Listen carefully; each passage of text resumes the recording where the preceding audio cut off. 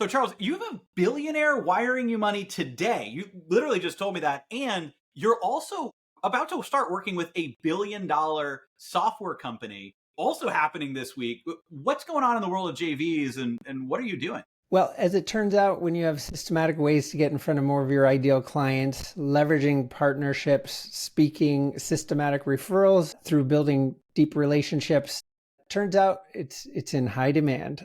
So yeah, it's my favorite way to grow and scale a company because it's based on human connection and building strong relationships. So yeah, both of these companies, one in particular, they're currently at 500 million, and that's done through partnerships. And the goal is scaling that to $1 billion this year. And in fact, that particular company is tripling their partnership team, because when you're leveraging partnerships, what you're doing is diversifying your traffic. So you have independent lead sources, diversifying, unlike if you were paying Meta or something. If anything goes wrong with an algorithm or a change with an ad that gets flagged for something, it can go from tons of leads to just vanishing. So as you and I've chatted about many times before, diversifying leads is a great way to go. And it's also warm traffic, which means it converts 2 to 3 times higher than paid traffic because it's built-in transference of trust and authority that goes with it. Anyway, that's it at a high level. That's amazing. I know we have so much more to dive into, but you literally just told me that. You're like, yeah, I got a billionaire wiring me money today. I had to start off with that. I am so excited. I'm so excited that on today's episode of the Marketing Minds podcast, we've got Charles Byrd. Now, here's the thing. I know firsthand how impressive Charles is because we've worked with him at Outreach to help us implement and install his JV system, and it works incredibly well. Honestly, like we've gone to a lot of different events. We've been friends for a long time, different masterminds. I'm always saying, hey, if you need JVs, joint ventures, Charles is your guy. And it's just, you've got so much knowledge, so much expertise. You come from a Silicon Valley background and you kind of applied that IT and systems thinking to this world of, different high ticket coaching, consulting, course products, online businesses, and how to actually have that consistent JV approach. Of course, have your business PureJV. And I'm so excited for you to dive in and share some of these secrets, some of the things we've been jamming on for a while. So just to kind of kick it off, what's kind of the thing that makes a joint venture so valuable? And why is this something people should plug into their business? Yeah, so right now, no matter what your product or service, there's someone already working with your ideal client. And so instead of you trying to track them down in any number of different ways, I love going straight to the source. So if you are very crystal clear on who your ideal client is, think who else they're following, what other products or services or tools are they using? Because simply by partnering with the people that are already working with your ideal clients, there's this transference of trust and authority that goes along with it.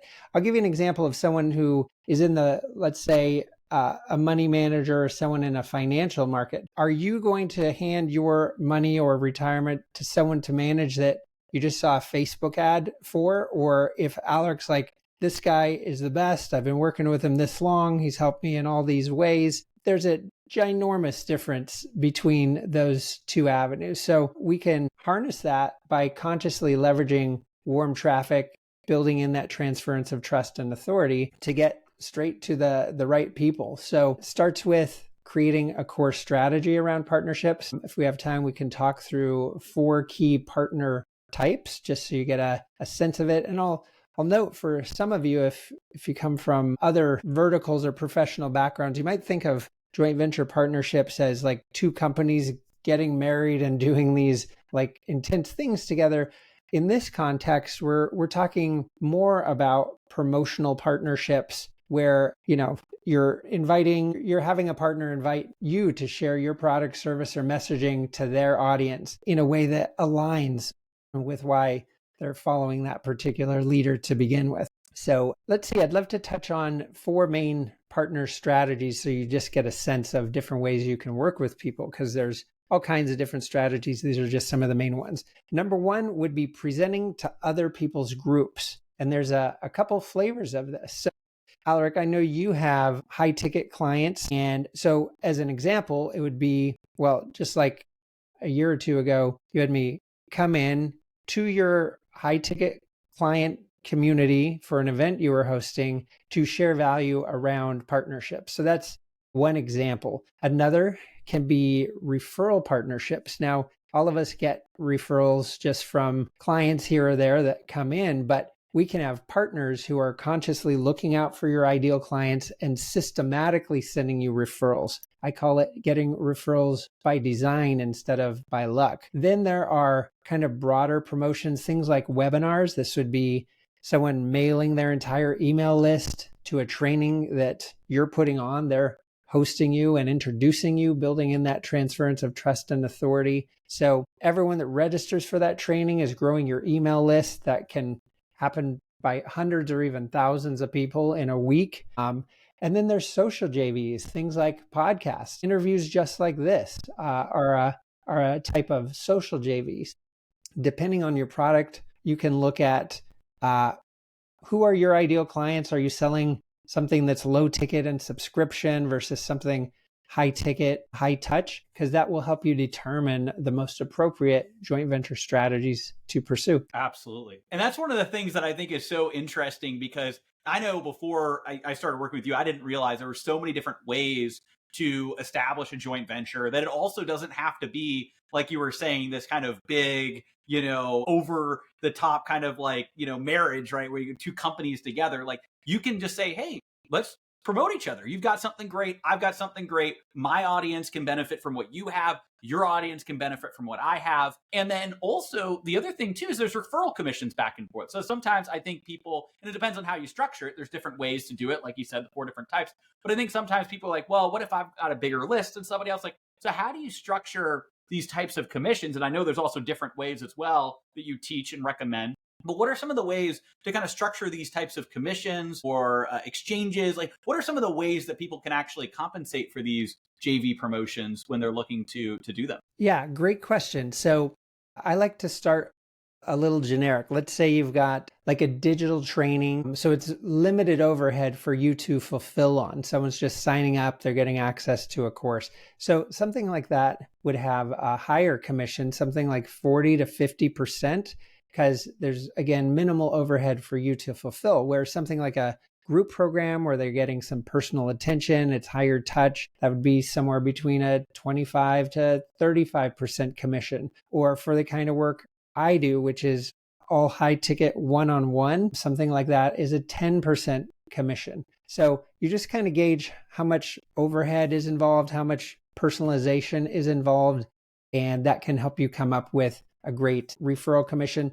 I love erring on the side of generosity, because when you look out for people, I never want them specifically motivated by money. I want the motivation to be alignment and service with a client or an audience, but people also like getting rewarded for looking out for each other. Whether I have a referral agreement with someone or not, if they send me a client, I'm offering to send them 10% by default, just as a thank you. So when you systematically look out for other people, they'll be looking out for you all the time too. Absolutely, which I love, and I know you firsthand. You practice what you preach. I think one of the amazing things is you always are just saying, "Hey, I think you should meet with this other person. You should connect with this person here, and there's some JV opportunities, or this person could benefit from this." And I think it's one of the things that just shows really well like who you are, but also it's a great example of how you recommend going out into the world. And we're going to talk a little bit more in just a second about referral parties, which is such a powerful strategy. And we didn't talk before about sharing this, but I think it's such a golden nugget that's so valuable.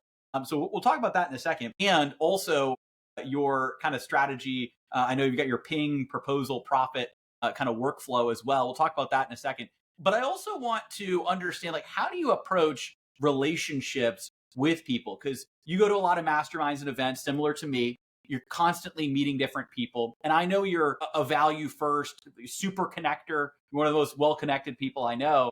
What goes into that? How do you kind of look at all of that? How do you approach meeting new people, finding ways to support them? And how does that kind of fit into everything you're talking about here? Perfect. And I love the question. So a lot of people go to events. Of course, they want to connect with people, they want to learn, but most people walking into a room have no strategy around it. They're just showing up. They're bumping into people. And so number one, it's clear to know what your goals are. It's important to know what your goals are first. So maybe you're just there to learn. So if you're aware of that, then that's what you can focus on. If you're also there to connect and relationship build, which probably most of us are looking for that, it's being crystal clear who your ideal types of connections are. So as I go to events, I was just at an event yesterday and a different event the day before, both in Austin. I have different categories for the types of people I'm looking to meet. And of course, we meet all kinds of interesting people, but you could be on the lookout for ideal joint venture partners, for ideal referral partners, for people with podcasts or stages or communities that your message is very aligned in supporting. You could be looking for ideal clients. So as you're meeting people, I track all of these follow-ups. So if we're chatting in the hallway, number one, just get to know you a bit and hear what you're up to. And if you align with one of those winning outcomes, including just intros for you, someone I might know that I have a connection that will hit it out of the park for you, I'm writing that down to tee it up. So as I'm meeting people, there's a few things that we're doing. For one, determining there's enough, reason for both of us to exchange contact info and continue the conversation.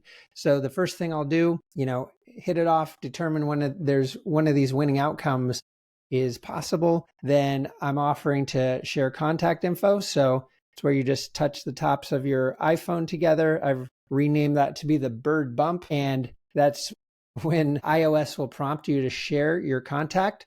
Then you grab a screenshot, because just because your contact's added to my phone or mine to yours, in my case, it will add in with like 5,000 other people. I'd have a tough time even finding you. So you get a screenshot. So now you have a record of who you were chatting with. And then I'll text you right there, and I'll do it right in front of you. I'll say, okay, cool. I'm going to send you a text. I have an app I use called Boards, Boards, that has pre-set up copy shortcuts. So it'd say, great meeting you at Alaric's event. Looking forward to continuing the conversation. Up for jumping on a call? If so, feel free to share your booking link, or here is mine. And I'll have a booking link right there. And then you grab a selfie with them. And because if you're talking to 10 or 15 or who knows how many people over a 2 or 3 day event, you know how it is.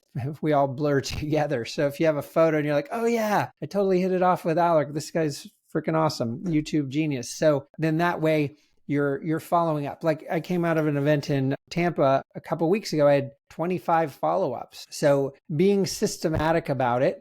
And then I'll mention too, as you're leaving an event, we could have the best time ever chat like you and I have in Cabo, chasing drones around islands for rescue missions. But there's a half-life to the warm and fuzzy after an event. So when we're on the flight home, it's dropping a bit. The next day we're feeding the dog, it's dropping a bit. So you need to jump on the follow-ups as quickly as possible while people are top of mind. So it's always a value first approach, like you were referencing. And I want to tell a very short story of how fast this stuff can turn around and pay off. And then I'd love to hear where you want to take this next. But an event I was at in Tampa, I met a gentleman. I had a great connection for him, a guy named Eli, the travel guy. So I do an intro. They hit it out of the park. Then I'm at an event 2 days ago in Austin. I meet a completely different guy, completely different event. And this guy does cruises down to Antarctica and stuff. So we're hitting it off. And I referenced the other gentleman who he just did a cruise for in Japan. So he texts him, he's like, what do you think of Charles? And he's like, he just hooked me up with an incredible intro last week, freaking off the charts. So now like trust values through the roof, because he just validated, that I do exactly what I say. And I had no idea those people were associated. This is just what happens when you're always paying it forward. That's awesome. 100%. And I've seen it firsthand. I've learned that from you. And it's definitely made me, so much more, efficient's one word, but also valuable at these events, because it just builds over time. It's the best of both worlds. You're doing the right thing. You're helping people. You're saying, hey, I want to connect you with somebody else. or how can I help you? You're leading with value, but then just naturally that comes back around and leads to more, business and success and win-win-wins for everybody, which I absolutely Yeah. love. So And I'll point out it comes around the other way. So this new billionaire client I just landed, he wants to reshape education around the globe with AI. A friend of mine, David Weber, we were chatting about it. He teed up an intro. I just got off a call running stuff for like the Pentagon and all these government agencies that completely aligns with this other thing. And we're talking about a joint venture and white label there. Like what comes around goes around. It gets crazy really fast. exactly. And it compounds really fast the more people you meet as well, which I love. And so we're going to dive in a second, a little bit here. We'll dive into referral parties, which I think everybody listening is going to really love. But before we get to that, I want to talk about this, the PureJV system kind of overall. So kind of your breakdown for what that is. I know you've got your ping proposal profit strategy. We already kind of talked a little bit about the ping, but I'd love to hear what that strategy is overall and how that works. Yeah. So the PureJV process, which I have a 8-week process working with clients, and it starts with creating your unique joint venture strategy. If you want to think through the steps of partnerships, that's what these are. So number one, have a core strategy around partnerships that aligns with what I was covering, those 4 JV types. So maybe referrals is one of your core strategies, or speaking to other people's groups. So choose your core strategy. Next is identifying your most profitable partners, communities, stages, referral partners. I teach clients how to connect with those partners through warm channels, so there's no cold outreach. You can certainly meet people at events. You can leverage your network to get warm intros to these folks. But point being, having a system is how this compounds and builds on itself rather than these one-off things that show up once in a while. So identifying your most profitable partners. Next, my favorite part, how to guide the conversations to land those deals frequently on the first call. Because the connection's one thing. Do you know what to do with that connection to directly turn it into one or more winning outcomes? Again, I call that the triple win conversation flow. Next is operationalizing the JV strategy so that you have a SOP'd repeatable process. So you're not reinventing the wheel every time. You're just reusing the wheel. You're just spinning it. So you have a way to systematically land partners and then a way to conduct actual partnerships. We call it the ATM because it's where the cash comes from. Then next is having a way to turn each joint venture into 2 or 3 more. This is how it becomes self-replicating. Let's say you lined up a presentation to someone's audience. In the debrief process, you can talk about what worked well, what could be done better. Would you like to do this again in 6 months or next year? Who are 3 of your top partners? Are you open to sending connections there? Because then this is snowballing on itself at all times. And then in our process, we're also helping you dial an irresistible offer so it converts well. And then we're also reviewing your sales process, especially, if you have high ticket, to make sure that you've got a strong process that actually converts. So this is specifically what we serve and support folks with. Same program you went through, which has served you well on a few different levels, which is super gratifying to watch. And then the other thing that we do is we have a mastermind called Flow, and it's all around relationship building to create deal flow. So being part of communities in general, but certainly communities where part of the point is relationship building to tee up referrals and partnerships. And that reminds me of one of my other favorite partnership types, which are embedded partnerships. This is where your product, service, or messaging is inside of other people's offers. So you can create a single deal and it represents ongoing lead flow. But those are a few ideas around that. Absolutely, which is great. I've seen firsthand the value of implementing these different strategies, and especially being able to see like both sides of it, because we can get new clients coming to us by going and doing these presentations. And I found that kind of some of these guest presentations, especially in higher end groups, that works really well for us to land new higher end clients. But then also we've got an email list that's really big. And so to send out promotions, I remember one of the promotions that we did, and it was for, we both know, Matt Lights and his bot builders offer. we rolled that out, and the commissions on that were really, really good. That we had, we ended up sending, I think, just in only a few emails, around $140,000 worth of new clients. Which is a win for Matt, and we was using this as an example. A win for us because we got referral commissions on that, which was a healthy commission, and then a win for the clients that we had that maybe wanted what he had with bot builders, and it was definitely an amazing win-win-win all around. And so that type of kind of promotion, I think, is just for us, it was sending 5 or 7 emails. I forget which one it was, either 5 or 7 emails to the list. And it just creates all of these successes. And so I think that looking at that, now we're going to dive into referral parties. I also want to get your sense on AI. There's some more things we're going to dive into here in just a second. But you also just mentioned about Flow. You mentioned about PureJV. Where can people go to find out more information if they do want to see if this is a good fit for their business? Where would you like to send them? Oh, perfect. So at charlesbyrd.com, BYRD. If you go to charlesbyrd.com, you can hear more about PureJV itself. There's also a link on there to our Flow Mastermind. That particular website is flowmastermind.us, as in US. And so there's more info on both. For the events, we're doing 3 a year. They're around 50 people. They're all 7, 8, and 9 figure folks. Amazing rooms for teeing up partnerships and opportunities like that. Great opportunity. I'm excited to go to one of the next ones coming up here, and it's definitely going to be amazing. So I'll drop all those links down below in the description. We teased referral parties for a while. Okay, this was an idea that it's so simple but highly effective. Do you want to share what this referral party strategy is, what it looks like?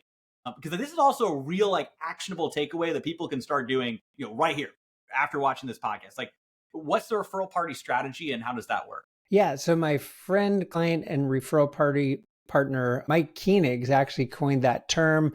And he and I did a show. I was on his show. We were teaching his listeners this referral party process. And then that was turned into a book as well. So basically, here's the idea. When you're on a call with someone, and I'd like to point out each call can have more than one winning outcome. So maybe you do line up presenting to someone's group or something else, but one of those winning outcomes can be a referral party. And the way I like bringing that up when I'm chatting with someone is just pointing out, like, you seem to have a great network. I have been working on my network. Would you be up for jumping on a call where we come up with 2 or 3 good connections for each other? And that's it to get that booked. I've never had anyone decline it. I had one woman a while back that was a little hesitant, and I was like, so you don't want the intro to Tony Robbins CEO? That's okay. She says, no, let's get that booked right now. And so basically then you jump on a separate call, and we have like a pretty, I'll say, official way of going about it, where we're laying out like exactly who you're looking for, who they're looking for, what you have available to offer, the types of connections. We use a spreadsheet for this, but you can keep it on the lighter side too, where you're simply like, hey, I'd love to hear who would be ideal connections for you. And keep in mind, you aim the cannon at what you're seeking, which sounds a little obvious, but I just got off a call with a company seeking funding. They're doing a 50 million investment round. So if you're seeking investment, that's who you're asking for. If you're seeking direct clients, that's who you're asking for. If you're looking for stages, that's what you're asking for. So the more clear you are, the easier it is for someone to support you in that. And then you basically just start, you both say who you're looking for like that. And then you just start bouncing names off of each other. So I remember early on, Alaric, when you and I were doing this, and you brought up Ethan and other folks, and I'm like, sounds perfect. And then Alaric connects me to Ethan, and then Ethan and I are doing referral parties for months at a time. So it becomes a framework to systematically get connected to who you're seeking. I get 12 to 20 referrals a week to $1 million plus businesses. And like Alaric said, the overhead to get this going is as simple as asking someone to jump on a call like that. Now, you'll purposely want to invite people that you know already are tied in with your ideal partners or clients, or their client base is perfect for who you serve and support. So you're mindful of who you're inviting to that.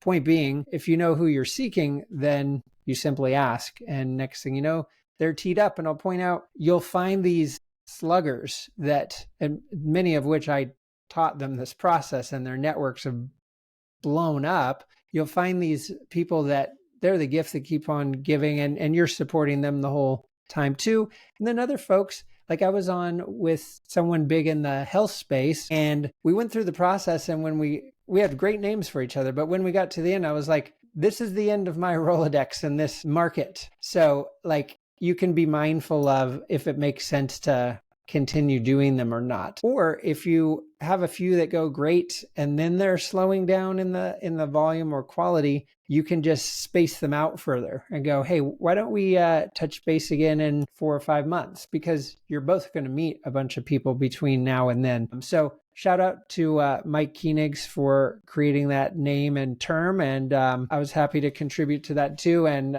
certainly all of us get to benefit from it. Love it. Yeah, definitely shout out to Mike as well. And appreciate you breaking that down because it's just so valuable. And let's not gloss over what you just said. 12 to 20 referrals a week. A week. Now, here's the other crazy thing, because I've heard a lot of people tell me, they have referrals, but it's so inconsistent. It's not predictable. Their business relies on referrals, but it's up and down.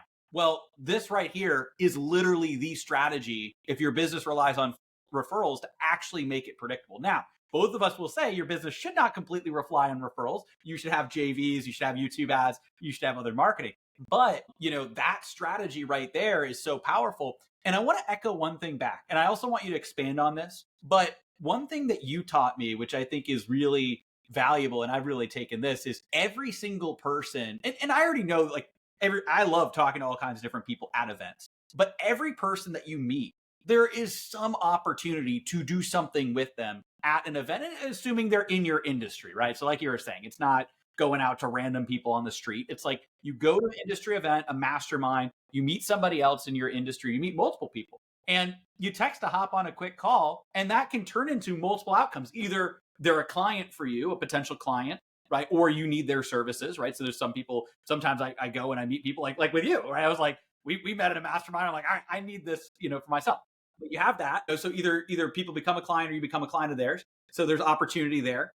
But then, or it's a JV. So you line up a JV and then you're promoting their thing to your audience. They're promoting you to their audience, back and forth. Or at the very least, a referral party. Hey, people, I know people. Let's just see how we can share our Rolodex.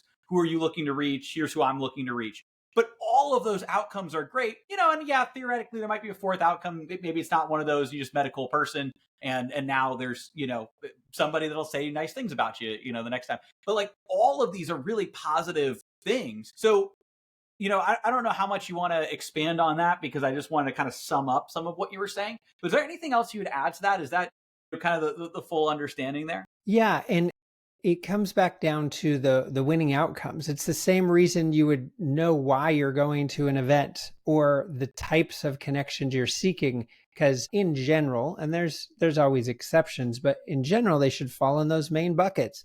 Are they an ideal joint venture partner, an ideal referral partner, an ideal client, speaking opportunity? And so by literally writing out what are your winning outcomes, it makes it way easier that when you're interacting with people to find the winning outcomes. And to your point, like this goes both ways. The event I was just at, Alex Moscow's event, Michael Hunter was there and gave a great presentation on brand. So I came up right after and we were chatting. So we have a follow-up call, and the outcomes of that call, one, he's interested in coming to the Flow event. He's also interested in my PureJV offer, but I'm interested in his branding support because I'm rebranding Flow to make the site look prettier and stuff, things like that. So there's all kinds of winning outcomes both ways. And so when you meet someone and you grab their contact, write down what the potential winning outcomes are. So you don't get back with a list of people, but there's no context. You're like, because if you don't have context, the odds of you following up plummets dramatically. And so going to the event, then a lot of the value that was right in front of you will evaporate. So yeah, I think of it as there's always one or more winning outcomes. And just to share an example of how to guide those calls, I met Ben Harris, who's the JV manager for ClickFunnels. We met at a cocktail party, traffic and conversion, apparently the last one ever. Yeah. And coming out of that, I used my triple win conversation flow. So the first winning outcome was to set up a separate call just to send high level connections. I could have hung up and I'd be perfectly happy. That's a beautiful outcome. But I just continued in the process. Then I got booked on the ClickFunnels podcast to talk all about partnerships. So now there's 2 winning outcomes. And I could have hung up and been happy. But then I invited Ben to a sales call, and he eagerly set that up to help ClickFunnels grow and scale with partnerships. So keep in mind, there are more than one winning outcome or outcomes available to you. Just you have to be aware of that so that when you're chatting with folks, they come to light a lot easier. Exactly. And it's just knowing what to look for and knowing that there's all these different win-win opportunities. And in a second, I want to talk about AI, if there's any ways that you're leveraging that, and also any other final tips that you have to share. So some more things we're going to dive into in a second here. But also, I love to ask everybody that hops on about learning lessons that they've experienced along the way. Because one of the big things I believe is, the entrepreneur's mindset is you either win or you learn, which, by the way, I have these coins. So Charles, next time we see each other, I'm going to give you one of these coins. Also, I'm bringing these coins with me to events. Now, they're kind of heavy. So there's only so many I can bring. But, the types of people I have a good connection. If I still have them, I'm actually starting to hand these out. So it's kind of a cool, I'll let you know how that goes, Charles. I just kind of started. I just got these printed. We sent it out to clients as well. But win or learn. And the learn side is, even if something is a success right off the bat, you're going to learn a lot from it. I know that's a part of the JV process too, is you iterate over time. And what's an example of a time that maybe you had some kind of setback or things didn't quite work the way that you wanted it to, but then you actually learned from that and it became an even bigger win or success in the future? Yeah. So there's plenty of those times, but I'll just share a few. And so that idea of walking into an event, and you know how you end up chatting with someone here, and then 2 seconds later you're chatting with someone here and over here. It takes awareness and diligence to stop and write those down. Another thing you can do to simplify that as tech moves on and you were bringing AI up, I've been wearing one of those Plod recorder pins. And so I'm also still writing in my phone the follow-ups just to stay on top of them. But you can set like keywords like follow-up or task or whatever so that you can get a breakdown of some of those follow-ups from conversations. But like a lesson learned would be, if you think you're going to remember all of the follow-ups, you will learn that you won't. And so you're going to want to write those down. And then here's another one. Like a while back, we set up some really cool go high level follow-up sequences and things. And just notice for the caliber of clients we work with that are all, 7-figure plus, they don't want a text from an automated system. So, that's learning that the response rate drops if I'm not personally texting. So we got a business iPhone. And so I am personally texting, but my team can also stay on top of those things. So it's testing what works in the real world. There's things that would make it way easier, but they're not as effective. Or there's things that require a little more work, but it works better. Now, if you're looking to reach a ton of people, tools like that are fantastic. But when you're like in a high touch, high level environment, Alaric doesn't want a text from my autoresponder. He wants a text from me. So it's just learning those things and being aware and optimizing for what actually works. So it's always the Kaizen continuous improvement approach, but just trying out different things, see what works, and then carry that forward. So those would be a couple quick tips there. Yeah, that's great. That's great. I actually think I saw that firsthand. I think there was an autoresponder. I'm like, oh, I'll get back to that. And then you text me and I like reply right away. I'm like, oh, Charles is texting me. It's so funny. It's crazy. You can even, and it's probably the same thing with us too. So that's why we share these learning lessons, is because everybody can learn from them. All right. I know we're coming up towards the end here, but I want to hear about AI and then also any other final tips. So don't go anywhere. That said, again, what was that URL that people can go to? We'll put it down there below, but where should people go if they want to learn more about working with you, PureJV, Flow Mastermind, those places. Oh, yeah, I appreciate that. You can go to charlesbyrd.com, BYRD. It will tell you all about the work we do to help you grow and scale. We do have a high ticket offer. It is guaranteed to double your investment in the first 4 months. And I'm personally handing you 2 direct deals. And then the Flow Mastermind, I know this show will probably be evergreen, but our next one's June 19 through 21 in Cabo. We have Sharon Lecter, one of our featured guests, along with Gareb Shamus, the creator of Comic-Con. So that will be fun. You can go to flowmastermind.us, as in US, to learn more about that and apply to join us there. So also eager to chat about AI. That's awesome. I love it. So really appreciate you sharing all of that.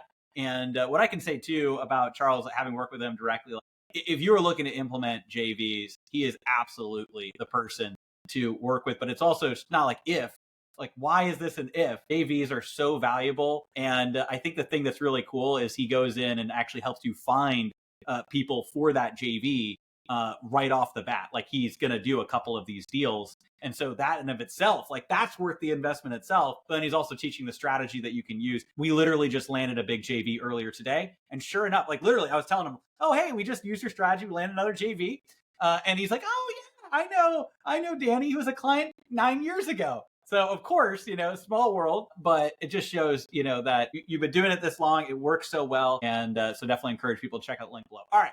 In the final minutes that we have here, AI, what are you using? I know you talked about the pendant as well, or the pin, I mean to say, but what are you using with AI? And then any other final golden nuggets to share with everybody? Yeah. Okay. So as we all know and constantly hear, AI is coming to change everything. And boy, is it. So some of the ways to look at it, for one, I would look at ways you and your team can personally benefit from it. And then also look at how you can build it in for your own clients. So common friend of ours, Joe Stolte, he has an event and a mastermind called Five. I went to a workshop there in Austin, and he taught me a bunch of the stuff that we're actively using. For one, there's a tool called Poe, P-O-E, and it becomes a front-end interface for all the back-end LLMs, and you can create different bots for different things. So I'm actually teeing up, it's scheduled, but a meeting with Joe and his team, because we're going to go through the entire customer journey and AI-ify it. So what are we doing manually right now, which is a ton with our clients? And what can we turn into repeatable bots that a client can input different things, or we can do it on their behalf to get them a better, more robust outcome while making our job easier? Because if we program a bot for the questions to ask and the things that it's referencing, like building out your ideal client persona and describing your offer in detail, and then running that through a bot that tightens that offer.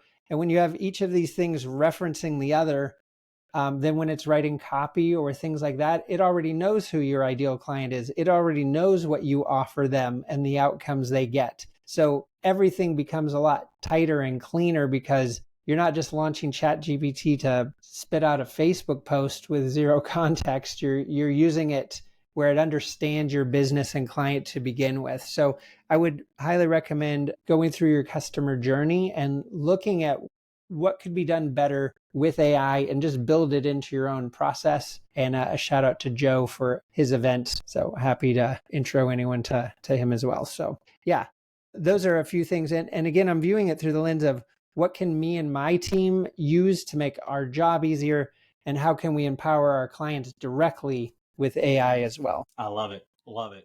Absolutely. So many opportunities with AI, so many opportunities with joint ventures. Thank you so much again, Charles, for sharing all of your knowledge, all your wisdom here. We'll put all those links down below. Definitely encourage everybody watching or listening to check out Charles. Everything that he's doing is really helped our business, and he's doing some amazing work and just leads with value, and is overall a great guy, somebody I'm glad to call a friend. So Charles, appreciate you coming on. Thank you so much. Thanks for having me. Awesome.